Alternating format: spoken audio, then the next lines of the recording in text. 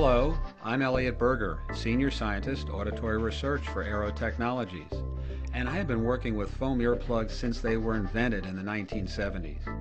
We have learned much since then about how to use them well and how effective they can be.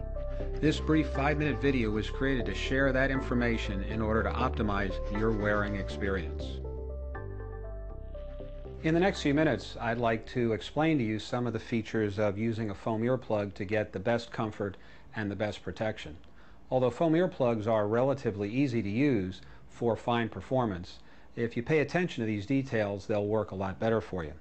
With a foam plug, unlike another piece of foam, for example a bathroom sponge which you squash and knead and squeeze, with a foam plug there's a particular way that you want to prepare it for insertion. You want to roll it into a very tiny, tightly compressed cylinder. Now some people like to roll it along their fingers like this. Other people like to roll it around their fingers. Some people, because they need some extra finger strength, will use both hands. The only thing that doesn't work because it causes a distorted and creased plug is to roll it between the palms of your hands. So I prefer rolling it like this, and this is how I will demonstrate it for you. I'm going to roll it slowly without squeezing it too hard at first. As the plug gets smaller and smaller, I'm going to squeeze it harder and harder. The reason I don't squeeze too hard at first is because I don't want to squash it into a shape that will have creases or wrinkles. I'd like it to be very round and smooth so it's rolling up and down my fingers in a very smooth manner. As I get it small, I want to squeeze it as hard as I possibly can, and I'm not exaggerating.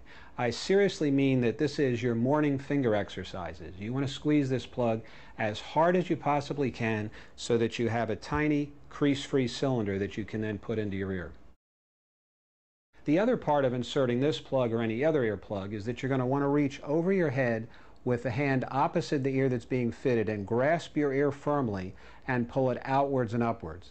The reason that we do that, as you see here, is that as we pull on the ear, it changes the opening of the ear canal. You can see how now I have my ear opened rather widely, and it will be easier for me to get a plug in.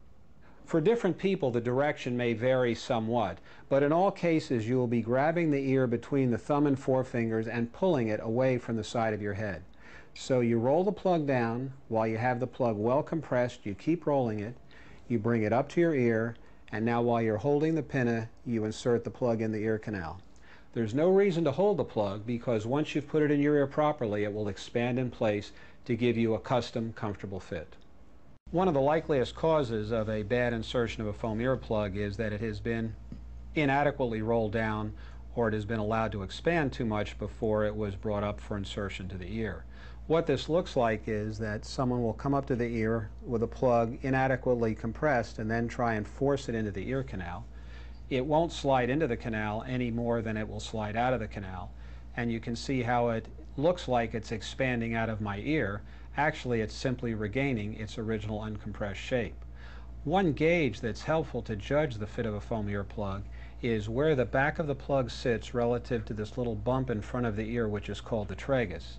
You can see that in this case, where the plug has been poorly fitted, that much of it is outside the tragus and filling this part of the ear, which is called the concha.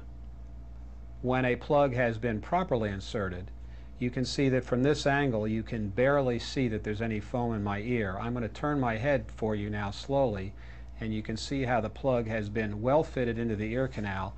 It's lost well behind the tragus.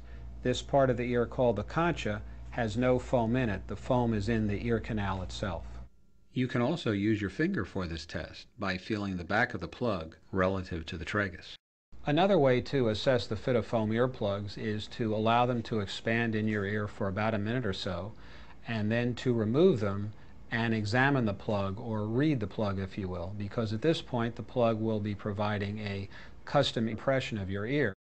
On this plug, what you can see is that there's a wrinkle, and that wrinkle is actually a sound channel which could let sound in along the side of the plug. So that's not been a well-fitted earplug. Now on this earplug, the tip of it has been mashed back a little bit. I would like to see the end of the plug blunt and square, indicating that it had been allowed to be inserted fully and to expand to fill the canal. This one had been pushed in a little bit at the end and was running into the canal wall. On this one you can see that about one half of it has been inserted into the ear canal. You can see by the bend here, there's no creases or wrinkles, so that is a well-fitted foam earplug. Thank you for your time, and now it's up to you. Try my suggestions. Be willing to practice and pay attention to your ears. You will be rewarded with a lifetime of good listening.